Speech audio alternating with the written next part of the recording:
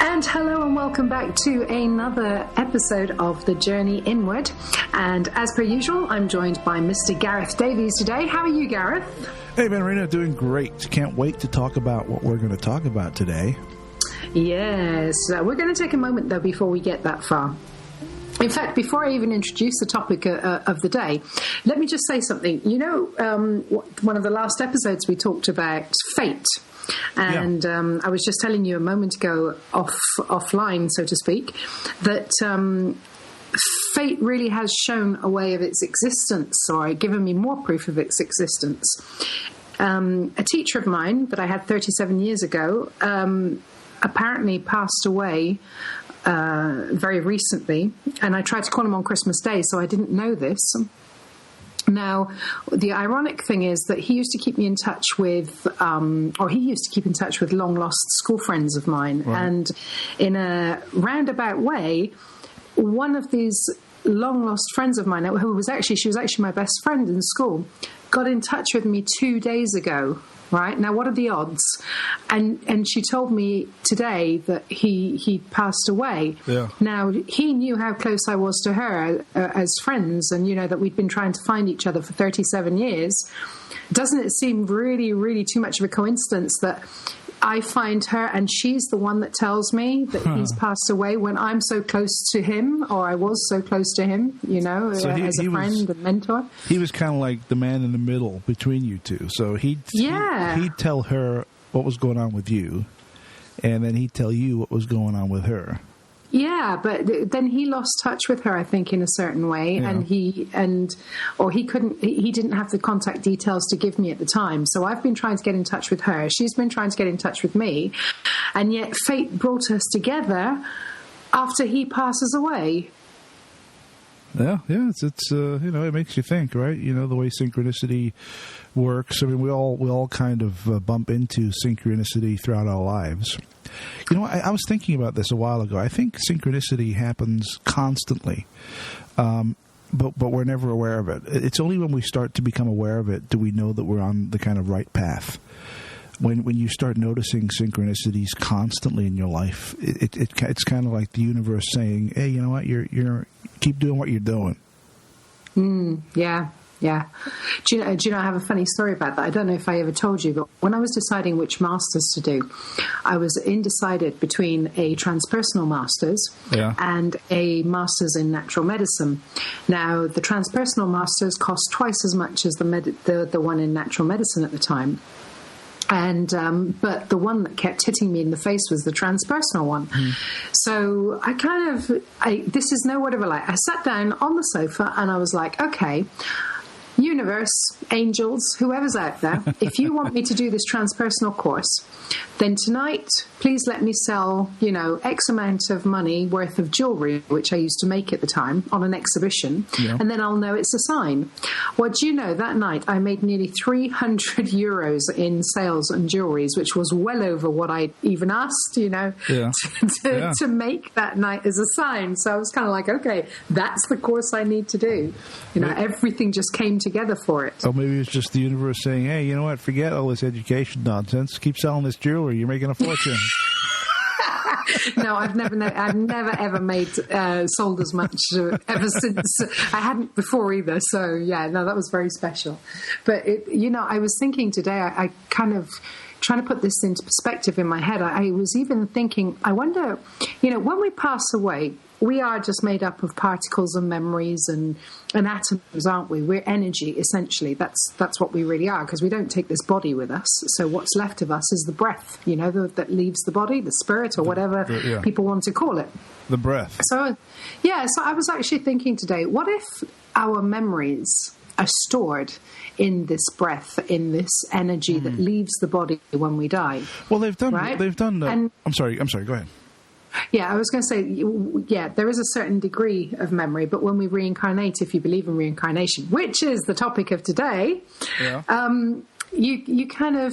we don't remember very much of our previous lives, do we? Every now and again we get déjà vus. But what if in the interim state we actually have this ability to use our memories to, like now, for instance, to bring people together? What if my teacher's energy was out there somewhere, looking down on the two people and kind of manipulating things so that this synchronicity does come about, so that she is the one to tell me. I mean, why would it be so important to me that my old best friend tells me that my favorite teacher's passed away, Well, all these...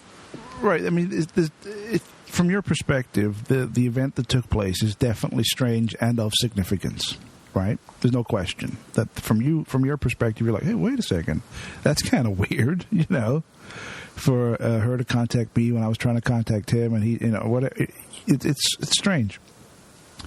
From that moment on, then you start applying your own kind of speculation and or wishful thinking, right? Well, maybe it's this, maybe it's nothing, maybe it's everything. Do you know what I mean?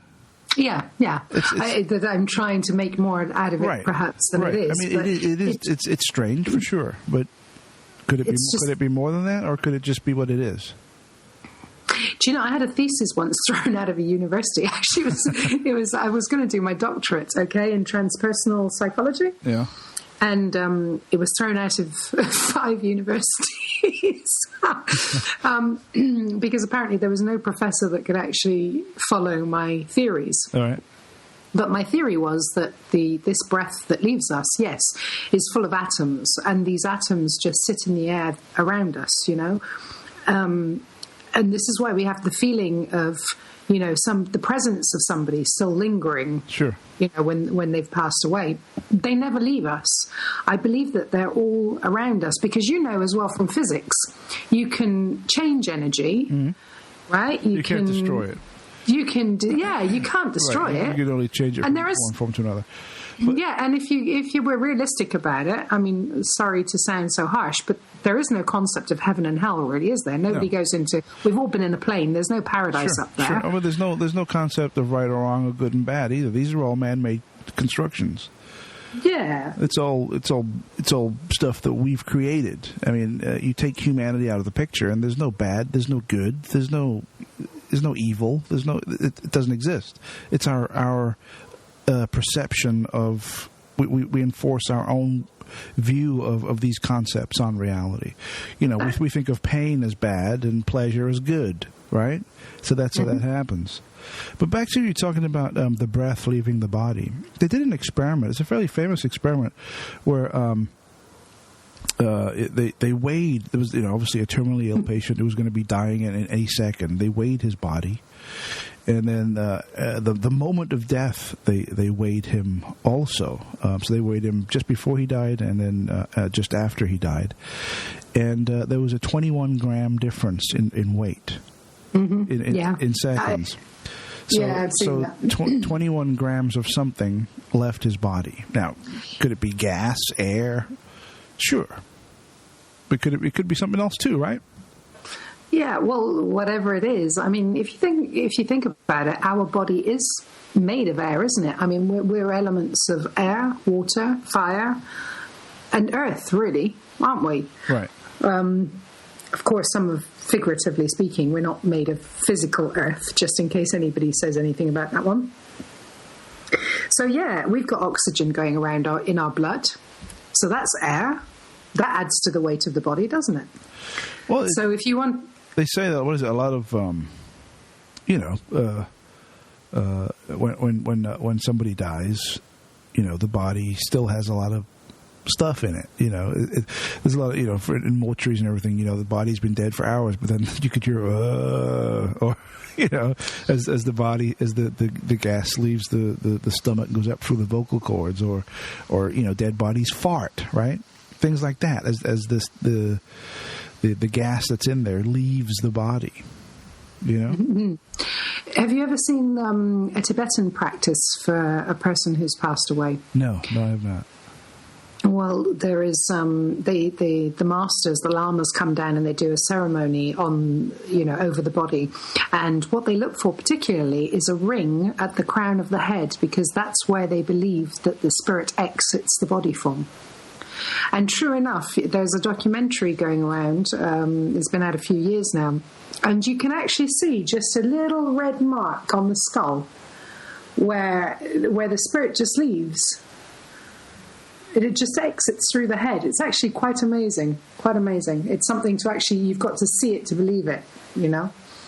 Now, is this something that only takes place in their particular religion, or well, not really, in their particular practice, or does this happen in emergency rooms and hospitals and hospices worldwide every day? I wouldn't know. It's not something that in the West is talked about, is it? Because it's not part of our tradition or our culture to actually look for something like that, is there? No, I know, but something that people would see it whether they're looking for it or not, right? I mean, there's many people that sit by the deathbeds of their loved ones and witness them expire. Mm. And they don't say, "Oh, you know what? I saw this thing on the top of his head." You know, where's the anecdotal evidence everywhere else? Why only in this specific you know what I'm saying? It doesn't make sense.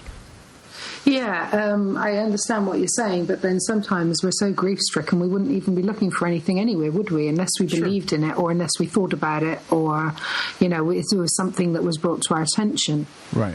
No, that's true. But even saying that, there would still be a sizable percentage, not a huge percentage, but there would be a sizable percentage of people who had witnessed this in the West. It would be interesting if people were if they drew their attention to the head and actually did, you know, see if it happened or not. Yeah. Because in if I'm not mistaken, in Buddhism, the spirit doesn't actually leave the body immediately. I don't quite understand that concept, and I could be wrong, so don't take my word on that. Yeah. But I could be. But yeah, it's an interesting fact. But changing the subject, okay, coming back to the subject of today. We're not really changing. It's kind of tied. It's kind of tied into it, though. Yeah, it's kind of tied into it, of course. All right, go ahead. I've got something for you. Okay, so picture this, right? Not you personally, because it's the wrong thing. You're not a female, but okay, you're nearly 40 years old.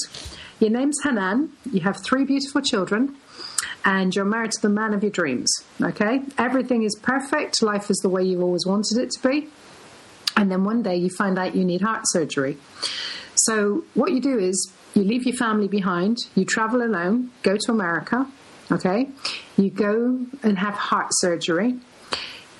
Before the operation, you try and call one of your daughters, but you can't actually get through. And then after the operation, you can't remember the entire phone number. And you get frustrated because you want to go home to your loved ones, but you can't. Because when you actually look at yourself, you're no longer a 40-year-old woman, but you're a 6-month-old baby. Ah, okay. Okay.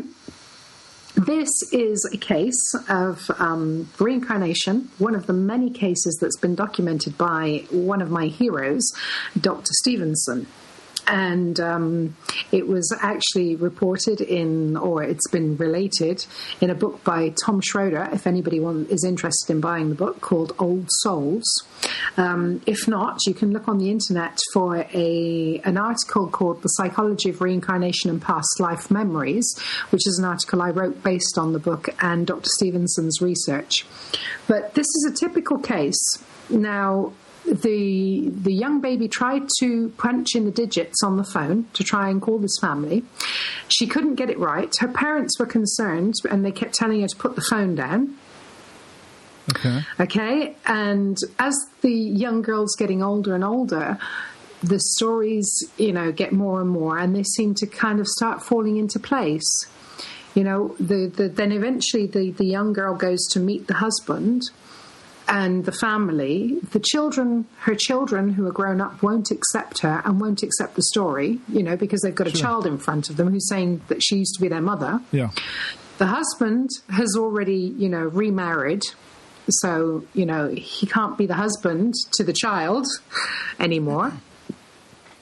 But for all the times she was called a fake, before the operation, the woman left jewels with a particular person in America who was supposed to be given to her daughter, and she was the only one who knew where the jewels were. And this child knew where the jewels were. Yeah. Okay? So when we talk about reincarnation, how can we explain these facts? That people do have these memories that are so close to reality, or, so close to not so close, they're just real facts. Sure. Now, there's an awful lot of evidence very similar to the story that you just told that's been widely documented over the last, 50 or 60 years, maybe longer.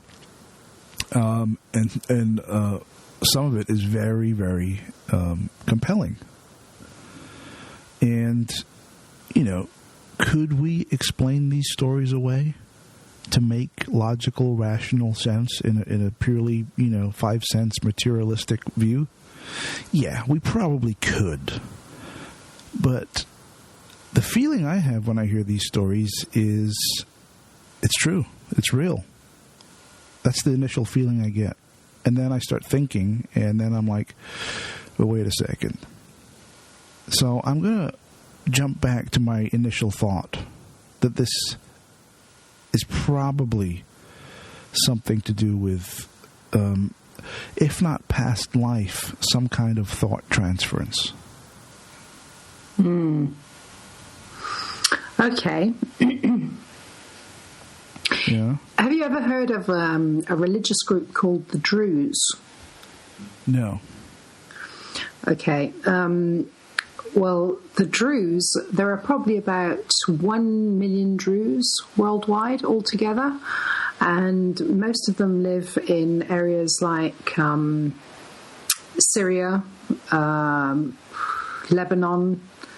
There are a few in Pakistan. There are a few in America now. The Druze have been there used to be a sect of Islam, but they kind of pulled away from Islam, or Islam pulled away from them or rejected them because of their beliefs on reincarnation.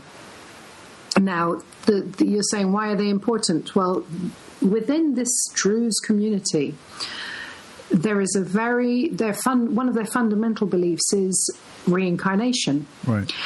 And there were stories just within this group of people. There were stories of, for example, there was a young man who died in a car accident, and for years and years, he couldn't go through this road, this particular road, because he remembered the accident.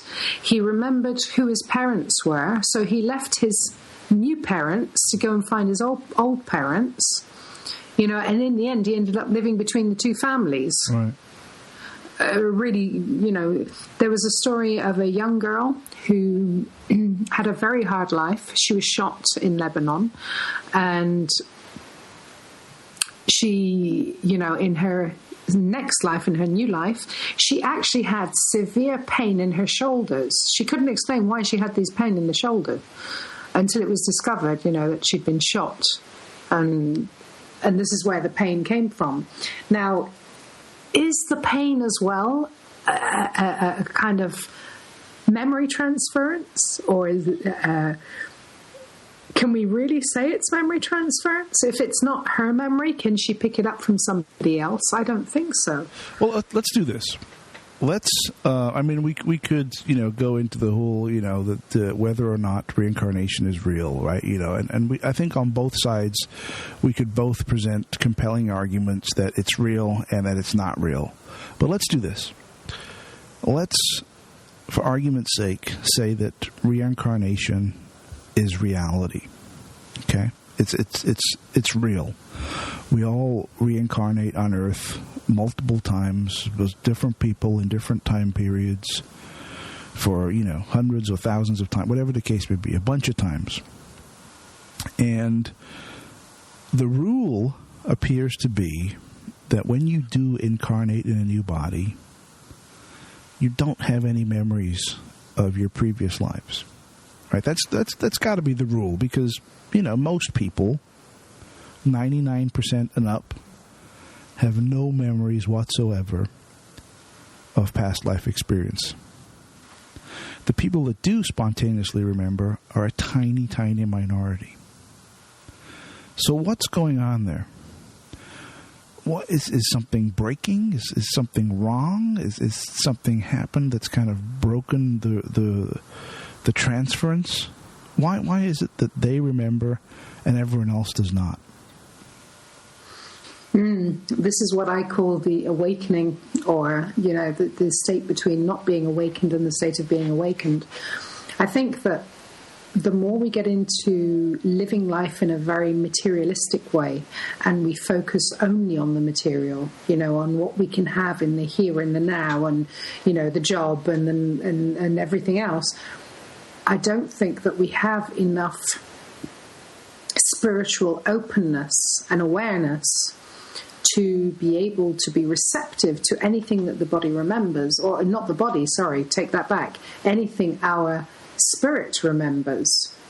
I think the more we open our receptive spiritual channels, the more we access memory banks. Not just ours. Again, this was part of my my doctorate proposal that was thrown out of the universities. My philosophy is that we can access not only our own memory channels from previous lives, but we can access memory channels from other people in previous lives. Again, because I believe in this transference between us and the universe. So what you're implying there is that individuality, when we look at each other and we see separate individual entities, separate individual people, is actually an illusion. Yes, it's a physical state. For me, of course, I'm saying my opinion, of course.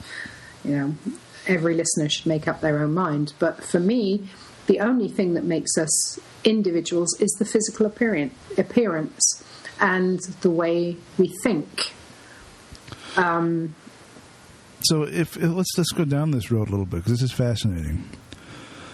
So if the appearance of individuality is an illusion, and consciousness is in fact one universal consciousness that spans everything.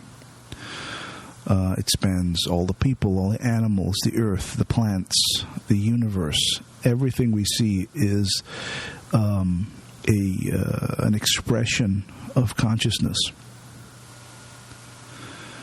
Could it be that mankind, being self-aware, is a way for this consciousness to experience itself? I think mankind is a way for this consciousness to learn, to develop, to grow. See, there are those who believe, like Edgar Cayce back in the 1950s was a great believer that every single one of us came from, he was a very religious man, so he used to say that every single one of us had the God blueprint in us, and that every single one of us originated from the God source, and that every single one of us would eventually go back to the God source. But to go back to that source and to be next to the Creator, we had to earn that place by learning the lessons through the physical that we experience through the physical. Now, I'm more inclined to believe that this consciousness that is for everything is like one huge computer, if we're going to put it in modern day terms, right? It's one huge bulk of energy, and all we are little fragments of this energy. Okay. There's a tiny little bit of this energy in every single one of us. And now what we do is if we can only take, the only thing we take with us when we die, if we're to believe in reincarnation and memories, then perhaps these memories, these lessons or these memories are what the consciousness needs to survive.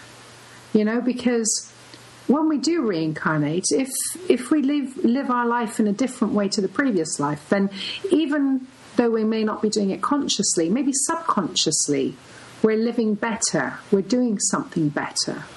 Well, what is the conscious mind? I mean, the conscious mind, from my perspective, is ego. It's self-identity.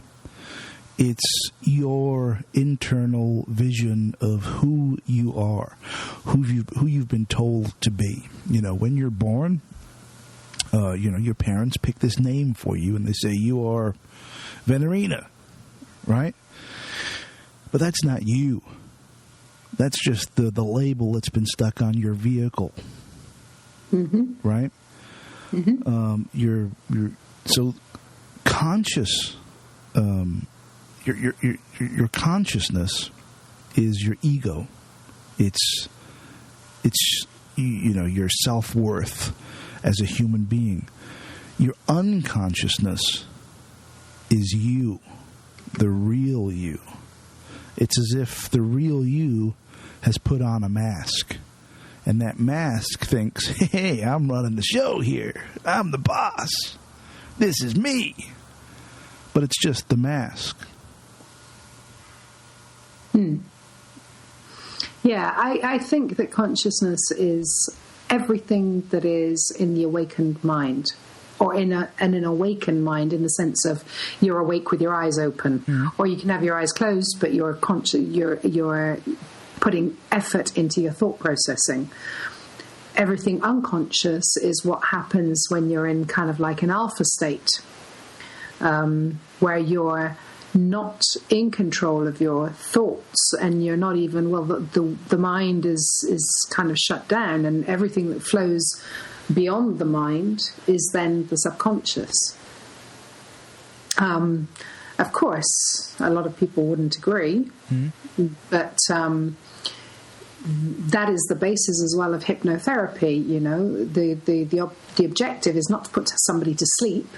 The objective is to get past the mind that's going to, constantly thinking, to get to the quiet place in the inner self where you're no longer using logical processing for your thought patterns, and that is the subconscious. And when you start down this road and you start to become more inward looking, and you start to kind of think, you do realize you catch yourself sometimes, because your mind is going like a freight train. There's like a million, and you're like, whoa! You catch yourself like, why am I thinking about all this nonsense right now? Yeah. Like, what am I going to do now? I got this to do. I got that to do. And, look, remember that? Oh, that was funny. I remember that. What? Get out of my head. What's going on? You know? Yeah. But it's constant. And I think most people are, it's just the law of the land for them. They don't even think about it. It's just that's just the way it is. No. You know? Actually, you know what the frightening thing is, Gareth? Nowadays, a lot of people cannot sit in silence. They do not like silence. Mm-mm. They have to have their mind go... Sure, otherwise, they're not happy. They don't see that they're completely stressed out. They don't see that it's actually not natural to have silence. But look at the way the world is geared, too. The world is not geared for silence. The world is geared for, when you're in the car, you got the music going. When you're in the house, you got the TV going. I mean... When do you ever just sit there in silence? Well, I do often, but yeah, I know what you mean. A lot of people just can't do it. Yeah, they can't do it. I had here's an interesting thing for you. I had a person come in for a treatment a couple of years ago in one of the spas I was working in, and I put the relaxation music on, and she turned around to me. She said, I don't mean to be funny. She said, but have you got something like, rockier? I was like, excuse me? She said, yeah, have you got something rockier? She said, I can't lie there and listen to that music. It will drive me crazy. And so I had to put something like, I can't remember what it was, not Bon Jovi, but it was something, kind of a bit less rockier, so this woman could actually relax to this music. And I'm thinking... This defeats the whole object, of relaxation. You should have went and put some Cannibal Corpse on for her. That would have been cool. But no, I hear what you're saying, though. You think about children. How many children nowadays know what silence is? Well, they don't, because they're brainwashed. It's not only society. It's not only parents. It's culture. It's TV, and the kids, they got to have the iPads and the TV going and this. They can't just chill. I mean, kids are naturally busy anyway, right? Kids are into stuff, But when I see my son just sitting there on the carpet playing, his trains or his cars, it's silent. He just sits there and he's all in silence. That's a good thing, not a bad thing. And then his sister comes in, and it's like a mental house. It's like like a lunatic asylum. And the TV's on, and it's running around, and I'm like, stop! It's But silence is not silence is the exception rather than the rule. But silence is the natural state. Yeah. If you do leave a child happily playing, sure. You're 9 right. times out of 10 they'll be quiet. Yes. Because silence is a natural state. That's true. So what we're actually doing is we are drowning out the spiritual, the inner self, the inner voice, the subconscious, because we're constantly, bombarding everyone with noise all the time. But you can't blame people for this, though. It's not. It's not their fault. Why? Because that's the environment that we live in. But don't we choose what to take or not from the environment? So aren't we responsible? Not we're going to pass the buck? Not necessarily. People. You can choose to listen to music or not. Let me put it this way to you. Okay, you're in a doctor's office. You're the only one there. There's a beautiful vase on the table with a bunch of flowers. You turn around, you knock it over, and it smashes into a million pieces. 3 seconds later, the doctor's door opens and says, Venerina, you're next. Oh, what happened to the vase? What are you going to say? I broke it. Well, congratulations. You're in the minority, because the vast majority of people would say, I don't know. I just walked in right now, and that's the way it was. Oh, no, I would take responsibility for my actions. Well, you might, but you're in the minority. Most people would not. Mm-hmm. Right? And it's the same with all of it. It's the way nobody wants personal responsibility. Which is, why do you think all these maniac governments are so successful? Because they want to take care of you. No, don't worry. We're going to ban that. We're going to put a law in place to take, you can't have the personal responsibility for it. We don't trust you. Let us take care of it for you. We'll take care of it. Don't worry. Yeah. Is it because we can't be trusted, or is it because we're too damn lazy? I think it's because we're too damn lazy. Because life has become a convenience. Exactly. Exactly. I mean, look at something as simple as the television remote control. Is it really going to kill you to walk 2 feet and hit the button to change the channel? Is it really going to kill you to do that? No. Uh-huh. But do you know what I mean? It's no, I mean, the culture's, in the last 30 years, how long has it been since the remotes came out? Like 40 years ago, whatever it is. It's so ingrained. The thought of getting up and switching a channel on the television, that's like, what are you, crazy? Get out of here. You're out of your mind. Yeah. It's ironic. I'm sorry. I was just, for something that sprang to mind was the irony of, we're talking about all the noise and all the convenience and all the laziness in people's lives. And then I was thinking on the other spectrum, the amount of money people pay to spas, to try and get a little bit of quiet time and relaxation, and retreats now are becoming the popular trend. People will pay to be lazy. Yeah. And lots of money. But they'll pay to try and find silence. And when they find the silence, they find it really difficult to deal with. It's as if mankind is naturally lazy, right? I mean, we'd all rather sit down than stand up. We'd all rather walk than run, right? Mm-hmm. It's as if we naturally are, and it's the same with noise, with peace of mind, with turning off the ego, with contemplation. All of these things are very healthy and very good for you. But who wants to do that? Let's put law and order on. Yeah. Yeah. Do you know, there was actually, we were talking earlier, bringing this back into the discussion that we'd started about reincarnation. Do you know, there was a psychiatrist once called Jim Tucker who actually kind of explained reincarnation as the transfer of one person's personality into another. So he wouldn't accept the fact that reincarnation was totally a reality. He just thought that maybe a person's personality, so it would be something like the ego, could be transferred. Because if you're talking about personality comes into that ego and into the consciousness, doesn't it? I think. So, sorry, go ahead. Well, it's something that I tend to not agree with, because I don't think that the conscious mind, actually, from having as you know, having died for the time that I did, I know that my conscious mind was not actually there. I mean, we should do a show maybe on after death experiences, or near death experiences rather, and really get into what you experienced and what you felt and what happened.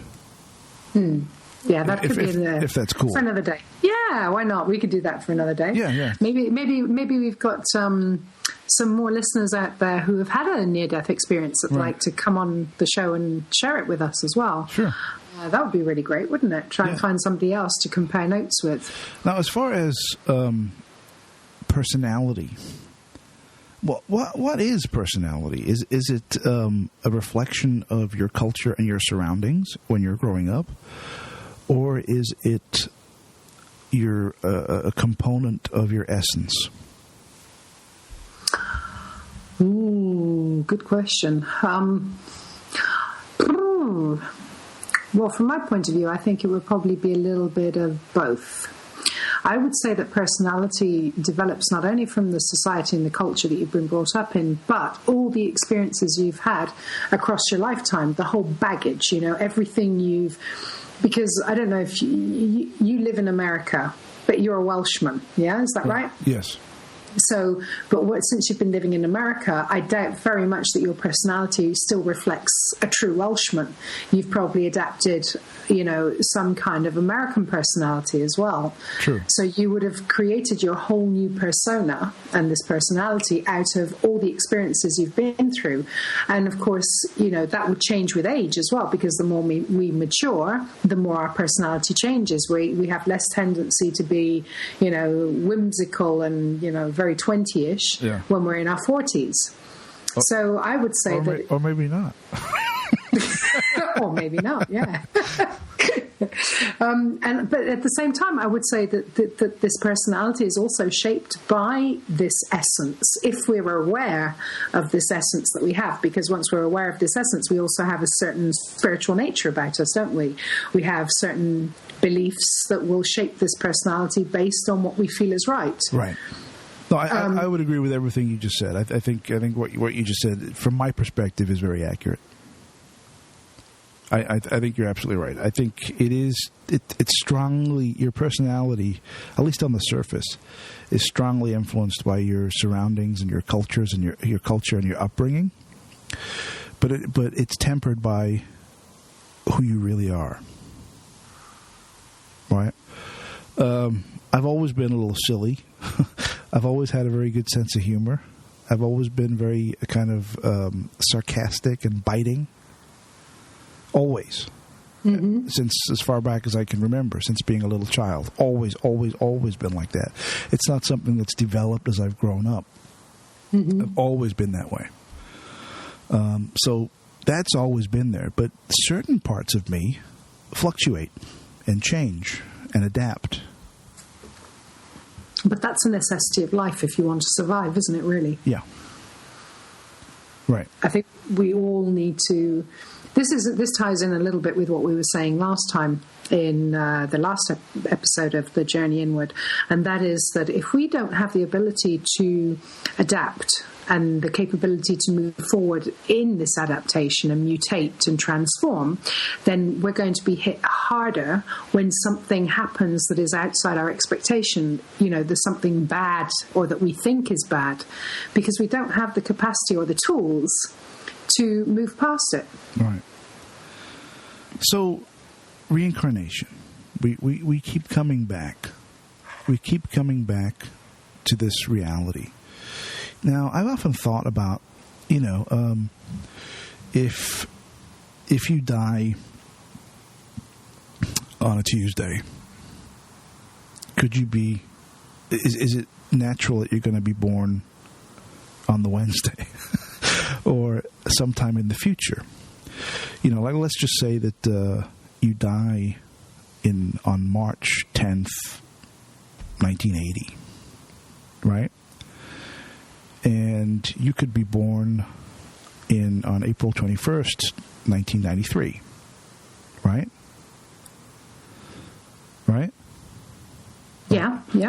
But I've also thought, what if you died on March 5th, 1980, and then you were born on September 9th, 1920?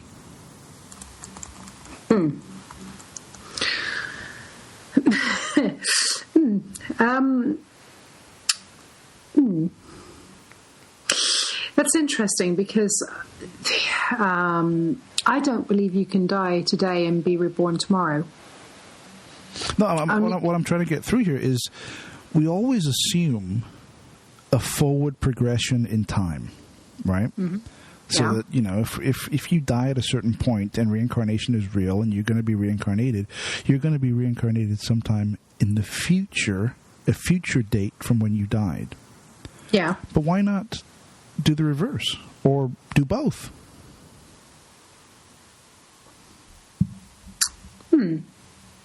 Right? Yeah. Okay. Because we always hear stories of people who channel spirits or psychics and mediums, and when they tell us, and this is kind of universal. This is not just like Joe Blow, I'm a psychic, I'm going to tell you this. It's a kind of universal trait. You hear this a lot from a lot of different cultures, a lot of different mystic traditions, where they say that the spirit world has no concept of time. There's no past, there's no future. They experience everything at once. Mm-hmm. Right? Yep. So if that's the case, and reincarnation is a reality, wouldn't it be logical to think that you could die in 1980, but then suddenly be born in 1920? That sounds, you're getting very close to my other theory that we talked about once off the record, didn't we? Which was, I often think that my life is on replay. I think I mentioned this to you once before, didn't I? Mm-hmm. There are things that have happened in my life, or déjà vus, or possessions that have come into my ownership that give me a flashback or a memory that make me think I keep coming back to the same life over and over and over again. It's like Groundhog Day. Yes, absolutely. A bit like that. But yeah, there is no time in the spiritual world. You're absolutely right. And if you sit down and meditate, people might think, well, I don't understand that concept. Well, okay, I'll challenge you. Sit down, meditate. Now, when you meditate, you need to try, you need to try and shut your mind off as much as possible so that you find not silence, but the silence between the silences. And this is a very difficult concept for a lot of people to grasp. But trust me, once you get to that state of meditation, you'll know what a silence between the silences is.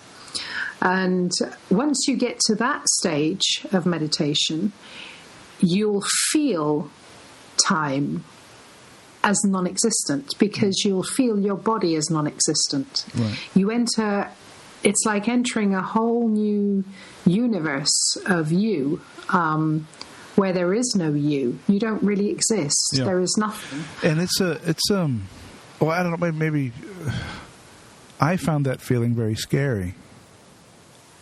Actually, it's very peaceful. It scared me a lot. And I've never done it since. And I've stopped. I haven't done it for like 8 or 9 years. It's really peaceful. Honestly, there is nothing to be afraid of. If you if you feel fear, it's only because you let your imagination run wild, and that's the bit of the mind you need to shut off. Because a lot of the time, imagination is more powerful than the actual reality, isn't it? Oh, yeah. I mean, human tendency is to create a whole film in our heads. So, we might have our eyes closed listening to some relaxation music. We're trying to meditate and we're thinking, oh my God, somebody's breaking in through the front door. Sure. They're now getting in through the house, through the window, and they're in the lounge. Oh, I think I heard something. But you didn't hear anything. There's nobody there. There's nothing going on. But it's the imagination. We do that a lot, though. We do that, like, if you're driving on the freeway and suddenly someone cuts you off. Suddenly, in your mind, you've created a whole backstory for that person. Yeah, of course you have. Right? You suddenly, they're evil and they're this and they don't care. And you create this whole persona in your head about this person. And this person might be the nicest person on the planet who inadvertently drove in front of you and didn't even notice you because they're thinking about, oh, shit, I got to pick up my kids in 5 minutes. Yeah. Right? So our minds kind of work overtime. And not only that, sorry, Gareth, just 1 second to add something to that. Have you never had an argument with somebody, right? And you've both gone away, and in your head you've built this argument out of proportion. I'm gonna, and they're gonna, and I'm gonna say this, and they're gonna reply with that, and da da da and da da da da da. And then you meet the person the following week somewhere, and they're like, "Oh, hey, how you doing, man? Cool, great," And you're thinking, "Well, hang on a minute, what a letdown." Yeah, I thought you. Where's the confrontation? I had it all in my head. I was going to say this, you were going to say that. Where's it all gone? And so sometimes it's a relief, too, because you're like so angry with this person. You think, oh, shit, here we go. All right, let's get ready. And you tense up and you're ready to go at it. And then they're like, hey, how's it going? And you're like, oh, I'm okay. How are you? Yeah. This is the thing, This is where we need to shut the mind off and say, shut up. Yeah. Because the mind is the most stupid thing we possess. It's sorry. I'm sorry. Go ahead. I just had a thought right now about how the mind kind of makes up all this backstory, like over the littlest thing. Mm-hmm. And the thought I had was, well, that could explain a lot of like what we've just been talking about as far as spiritual and religious things. Explain a bit more. Elaborate. Well, it's like, say you experience something that you don't understand. You're not just going to be like, oh, that was weird. I don't get that. Oh, let's move on to the next thing. Your mind is instantly going to start computing, making a backstory, imagining what that thing may or may not have been. A bit like the scenario today when I was telling you about my teacher. Right, and then suddenly you have a whole mystical experience going on for something that might be completely mundane. It might be, but there are too many other things around me that make me. No. I'm not specifically saying. This is what everything I just said. There was big generalizations, very general. When we were talking about the mind working overtime and creating backstories and trying to understand stuff, like the guy cutting you off. Suddenly that guy, you've created a complete movie of that guy's life in 2 seconds. Yeah, right. That's because we just let our imaginations run wild. Exactly, which I think probably has given birth to many a religion. Mm-hmm. Would you agree? Was that way out there, or? Well, no, I kind of believe, and I'll probably get lynched for saying this on the internet, but I actually believe that Jesus Christ was the one that had the biggest imagination of all. He could tell a really good story.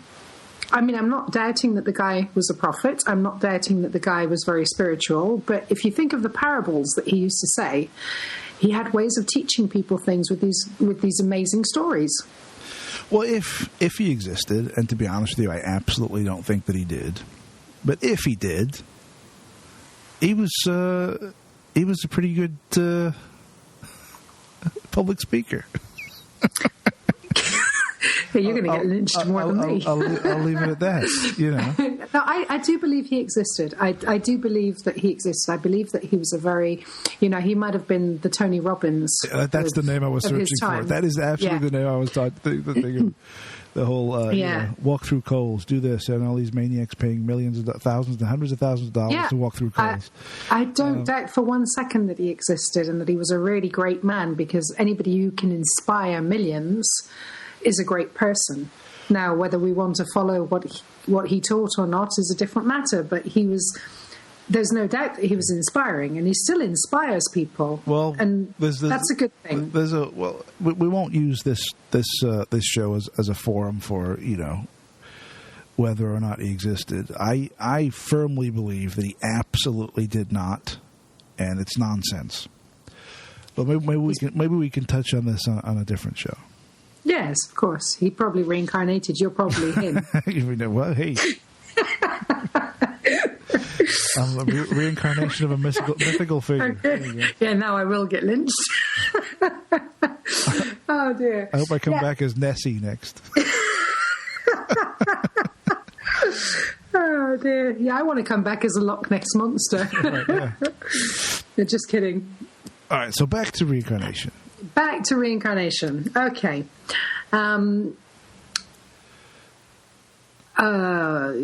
We were talking, I introduced the topic of reincarnation, talking about Hanan and her experience. Yeah. This lady of 40 years old when she was a child. Now, I mentioned that the psychiatrist Jim Tucker thought it was a transfer of personality. Now, Freud believed that infants who were, as young as 6 months old were actually capable of satisfying their own biological needs. What do you mean by that? Even though he would say that their awareness was nothing to do with the awareness of an adult, and that personality, he believed, only developed as you grow up. So, in other words, for him, if we go on his description, we can't. There's no rational explanation how come a six months old baby can start punching numbers into a phone, from memory, and maybe get one or two wrong. Right. Because if we're to believe that a baby has no personality, then we're to believe that if there is personality transference, then there's no memory. Is there? Because if personality only develops as an adult, then you've got no memory. Sure.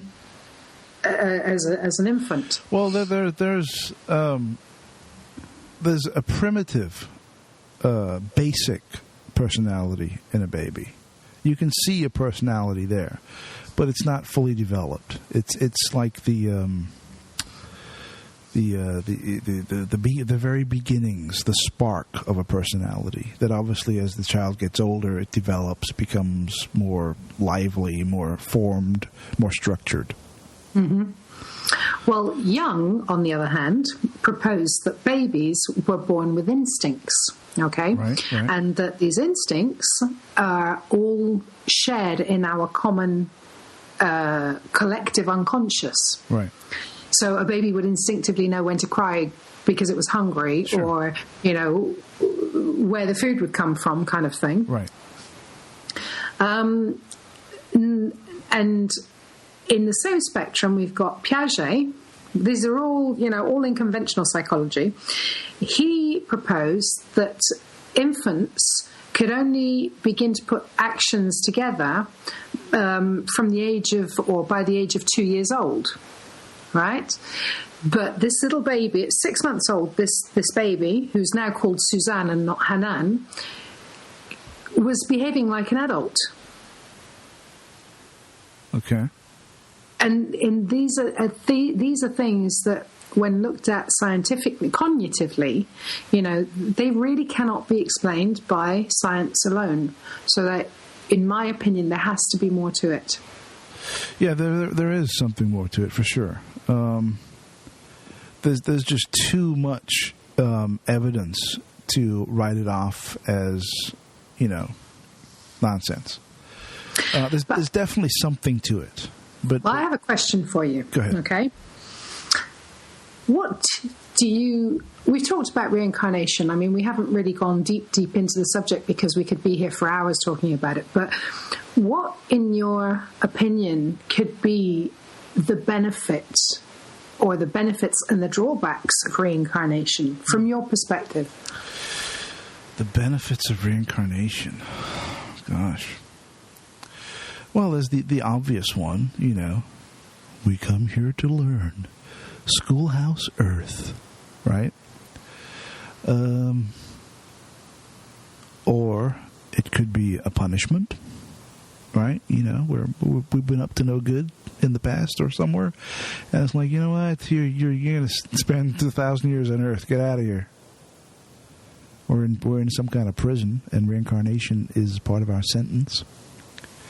And how do you think, like in the case of this young girl, okay, at 6 months old already, she knows that she's the mother of these children, kind of thing. So she's now turned into a 13-year-old who's in love with a 50-year-old something man who's remarried, whose children now are grown up, twice or three times her age, and they won't have anything to do with her. Now, this 50-year-old man, what was his name? Jimmy Savile, by any chance? No. And we're not going down that road either. No. He was in Spanish papers recently just for that very reason. But there you go. I'll cut that out, but I couldn't resist. Go ahead. Leave it in there. It's funny. So you see, how can this young woman benefit psychologically from this whole experience throughout her life?